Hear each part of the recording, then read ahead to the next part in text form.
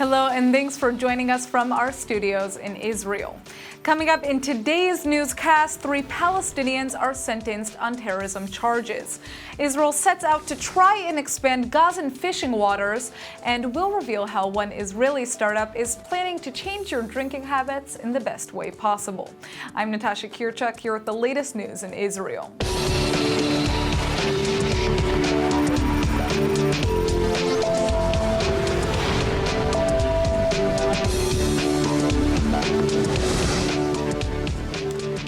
Three Palestinians who infiltrated Israel from the West Bank are being sent to jail for planning to carry out a terror attack in the northern Israeli city of Afula last year. The defendants were convicted on charges of unlawfully possessing knives, obstruction of justice, and illegally entering Israel. The Nazareth District Court sentenced one to serve 2.5 years behind bars, while the other 2 will be jailed for 27 months because they're minors. The 3 sneaked into the country from the Palestinian Authority city of Jenin about a week before their arrests in December. The crime was then plotted from an Arab-Israeli village where they were staying. After one of the teenagers bought the knives, the group then went to the nearby Israeli town of Afula by bus. Just as they were about to begin their stabbing attack, 2 alert bystanders contacted police. Prosecutors say the trio was inspired to kill Israelis by the wave of terror that's plagued the country over the last year. Since October of 2015, the violence has claimed the lives of at least 34 Israelis and over 200 Palestinians. Israeli officials have just made a number of decisions aimed at helping Palestinians in the West Bank and Gaza lead more fulfilled lives. Gaza fishermen will soon be casting their nets over much larger areas of the Mediterranean Sea. The fishing zone they've permitted to operate in will be expanded from 6 to 9 nautical miles on November 1st. The approval was taken to further facilitate increased activity in the enclave's fishing sector, which is an important source of income. The zone was already enlarged during this past April to June, netting about a 15% increase of the total catch. The plan is aimed at helping the local population while still maintaining Israel's legal naval blockade of the Strip, to ensure Gaza's Hamas terrorist rulers won't receive contraband missiles and other weapons. Israeli officials are stressing that the latest expansion is conditioned on the fishermen respecting the agreement and not exploiting the new limits to smuggle or penetrate Israeli territory. In a separate development, the Haaretz newspaper is reporting that Israel's security cabinet approved several Palestinian construction projects in the West Bank. The new building is believed to include an industrial area near Nablus, a hospital, and an economic corridor between Jericho and Jordan. The decision was reportedly made this past month as part of Defense Minister Avigdor Lieberman's carrot-and-stick approach to reward Palestinians for the cessation of violence towards Israelis. The fate of the United States presidency hangs in a delicate balance. Republican nominee Donald Trump and Democratic nominee Hillary Clinton are spending their final week campaigning before Election Day.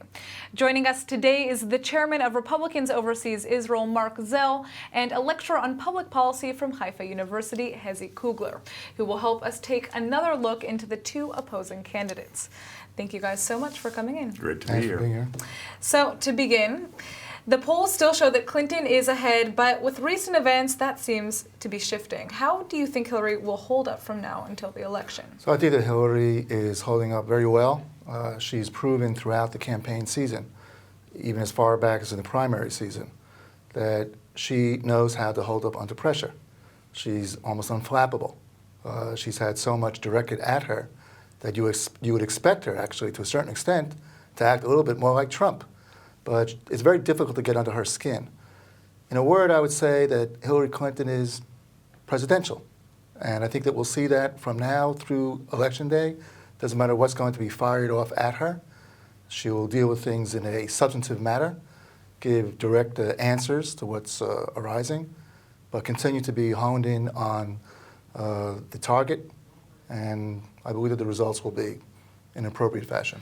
Now, Trump is making the most out of the FBI reopening Hillary Clinton's email investigation. How is Hillary addressing these allegations? And, in your opinion, Mark, what do you think is the worst case scenario to come out of this? For whom? For Hillary. Yeah, I think she's going to lose. I mean, that's probably the worst case, and she may end up going to jail. I mean, the revelations in the past few days are really nothing short of shocking. I mean, these emails about which have still not all come out. I mean, tomorrow I understand WikiLeaks is going to be releasing its first tranche of the 33,000 emails that Hillary thought she had wiped out and bleached out. But that's not the case. They have them. The FBI has them, I understand. And I think she's going to be real big trouble after that comes out, from what we understand from Julian Assange. I think I think for Hillary, we're in a kind of a lose-lose situation, because even if she actually wins on November 8th, her presidency is going to be tainted from the very beginning with these black clouds of criminal prosecution. And I don't think we will have seen anything like this in American history. And so so again, even if it wins, she loses. And if she loses, well, then she's going to have to do her best to keep herself out of jail. Yeah, now speaking about allegations like this, Trump isn't exactly free of scandals either, as we all know. There are more and more women coming out against him, and practically every minority demographic is polling democratically. Has he stopped the Republican base from leaving him? Okay, well, you've asked a rather complicated question there. First of all, the kind of accusations against Trump, the sexual improprieties, which the last bunch of which he's denied absolutely, really don't even compare to the gravity of the charges against Hillary Clinton and the Democratic Party here, and her immediate staff, Huma Abedin and so on. And I think that the public has basically been saturated with this kind of attack. It's a last-minute attack. It's a panic attack by the Democrats. The other thing you mentioned... But I mean, the comments that have come out about him towards women are still something. No, but you're talking about statements that were made 10, 11 years ago. When he was 59. Yeah, but the public understands, okay? First of all, he's apologized for that. He acknowledged it, something Hillary is incapable of doing. He acknowledged it. He apologized for it more than once, twice, three times. What's that? Just, boys talk in the locker room. He apologized unequivocally, and I'm telling you, you guys are beating a dead horse here. Right. The public is not focused on this. This election is not about how Donald Trump thinks about or thought about women 11 years ago. It's about the ability to lead the country, the fundamental ability to incur and to be commander-in-chief, to be able to I don't know if you've heard, but Hillary has now been denied access to security briefings. If he would have done these sort of things in Israel, we would have forced out of the race for president in the Knesset. You're going off on a tangent, Hezi. You're going off on a tangent. Donald Trump has cleared for security briefings. Your candidate is not. And the reason she's not is because of these gross violations of federal law, how she's handled these emails, how she's handled the private server, and she may, and in fact, the latest I heard, she may be in violation of the Espionage Act. So where did you hear that from? Also from WikiLeaks? I understood beforehand that you guys are in coordination with WikiLeaks. You guys know. We're in coordination with WikiLeaks. You understand that tomorrow WikiLeaks will be... WikiLeaks, apparently you don't do your homework, Hezi. You don't do your homework because all of this is on the internet. And apparently you haven't seen the advanced promos for it. When we talk about fears of criminal prosecution post-election. Let's hope really that doesn't happen to a newly elected president. But when you want to compare, there's only one that's in that. No, not really. Donald Trump Mark. Is not in that situation. Not really, Mark. To tell you the truth, when you look at this so-called email issue, and I can understand why you guys are ecstatic these days. We're not ecstatic. You guys will grasp at any straw that will help you keep your nose just above water. Hold on a second. We are devastated by this. I'm sure. It's a black mark in our country. I'm sure. Okay.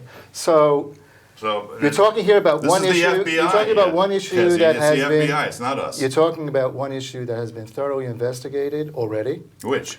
and on the emails, and What are you talking about? on which the FBI made a very clear statement a few months ago that there are no criminal You're aspects living in the today. past. Now, there's no determination to say there's anything criminal. On the other hand, They've reopened the post-election, investigation. imagine that there will be a President-elect Trump on November 9th, and any Baruch one of Hashem. these, at least 12 women, at least, will then enter a actual formal complaint having been molested.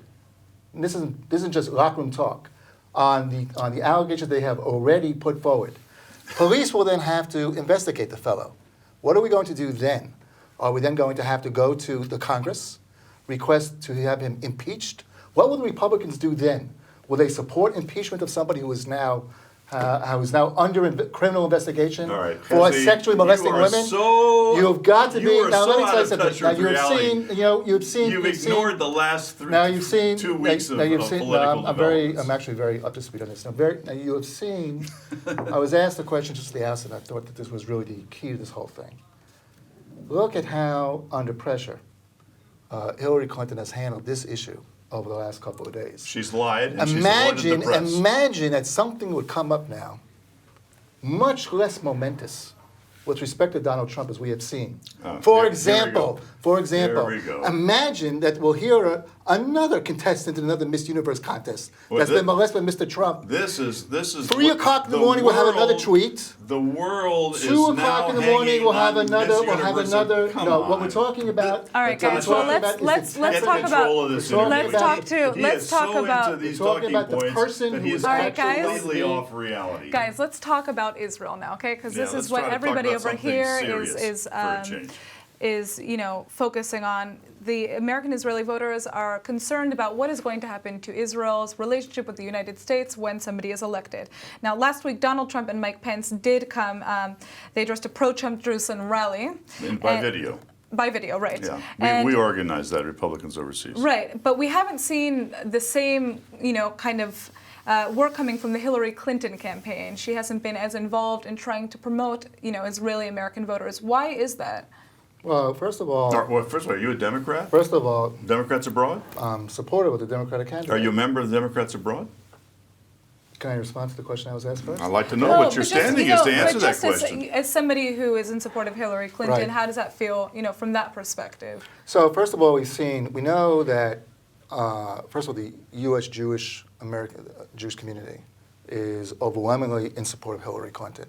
We also know that the overwhelming majority of Israelis are in support of Hillary Clinton, and we believe that it is quite obvious that most Americans in Israel who will vote for Hillary Clinton on the basis of polls and trends that have been followed will also be supportive of Hillary Clinton. There's been a great effort by the Clinton campaign through volunteers in Israel to get Americans living in Israel registered to vote. First of all, on the assumption that it's good for everybody to vote, forgetting about who they're going to vote for, but also on the assumption that most of those people actually will cast their votes for Hillary Clinton. Mark, And we believe that, and the campaign I do know believes that is the most effective way to proceed. No, Mark, what I want to ask you is... Wait, Natasha. Yeah. Okay, this is complete spin. Hezi was a professor at Haifa, I'm sure he's great in his field, but he knows nothing about what he's talking about. There is no Democrats abroad organization functioning here in Israel at the moment. The voter registration effort that's been conducted here has been conducted primarily by outside groups, including particularly George Soros's Avaz group.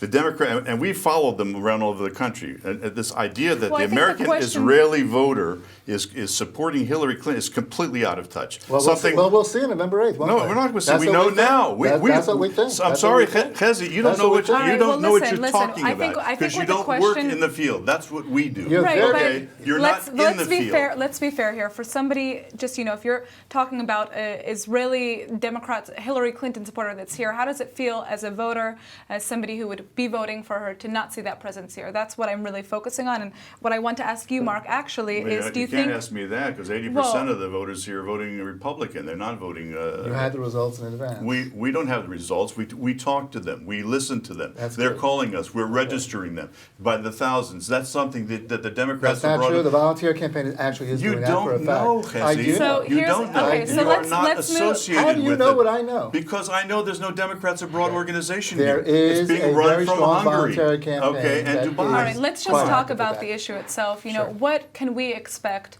from both candidates when it comes to Israeli policy? What can we expect if they're elected to happen with Israel? I'll let Hezi answer, then I'll finish. Okay. I'll follow up. Just make sure you're accurate there, Mark. I believe me, I'm the only one here that's been today. Well, let's look at both of the candidates. First of all, with respect to Hillary Clinton, she has a record.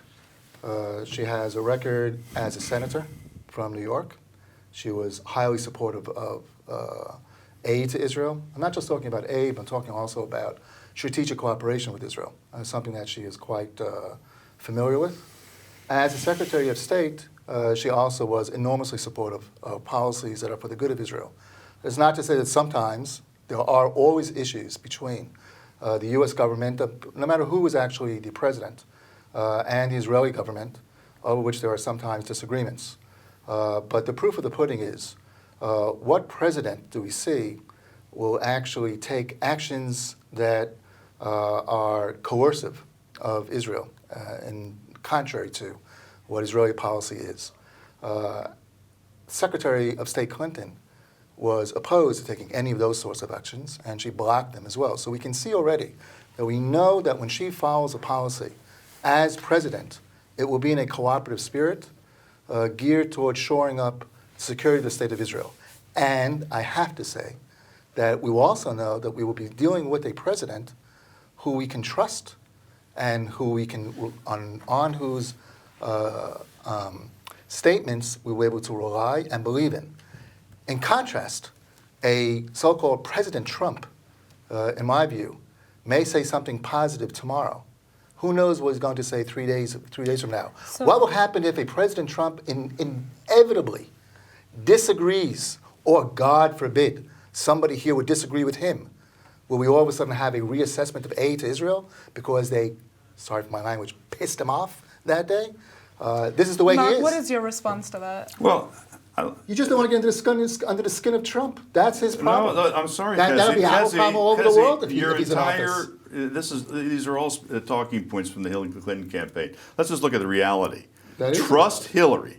This guy here today, his professor, says trust Hillary in light of what we just seen in the past few days. The American people knows a lot better than that, and 70% said they don't trust Hillary. So don't give me trust Hillary. But on Israel, the idea that as Secretary of State that she was supportive on Israel, I mean the one, excuse me, Hezi, I didn't interrupt you. I think the most important test of this, litmus test, are two things. Take a look at the most dangerous agreement ever entered into between two powers concerning Israel. That's the Iran agreement. That's an existential threat to the state of Israel. Everybody in Israel understands that. The government understands that. They understand that within less than 10 years, even assuming the Iranians abide by what they signed up to, and they are not, Israel will be under the nuclear threat, a real nuclear threat. And not only that, the Obama administration and Hillary Clinton have crowned Iran as the hegemon of the Middle East. That's the first thing. And the second thing, just remember how Hillary Clinton acted as Secretary of State when word came from Jerusalem that the planning committee had authorized building in Ramat Shlomo, a neighborhood in Jerusalem, in Har Choma, a neighborhood in Jerusalem. She picked up the phone and harangued the Prime Minister of Israel, Benjamin Netanyahu, for 40 minutes each time, blasting him for having dared to build homes or having thought about building homes in the future in Jerusalem. That's Hillary Clinton. The Hillary Clinton that gave us the Middle East that which we're suffering from now, Syria. The Arab Spring, which is a disaster. Under her watch, in Egypt, in Tunisia, in Libya, a disaster. Turkey, a disaster. Iraq, a disaster. Afghanistan, a disaster. Yemen, a disaster. One disaster, and that's just the Middle East. I could go to talk about Russia and China, the South China Sea, and half the world.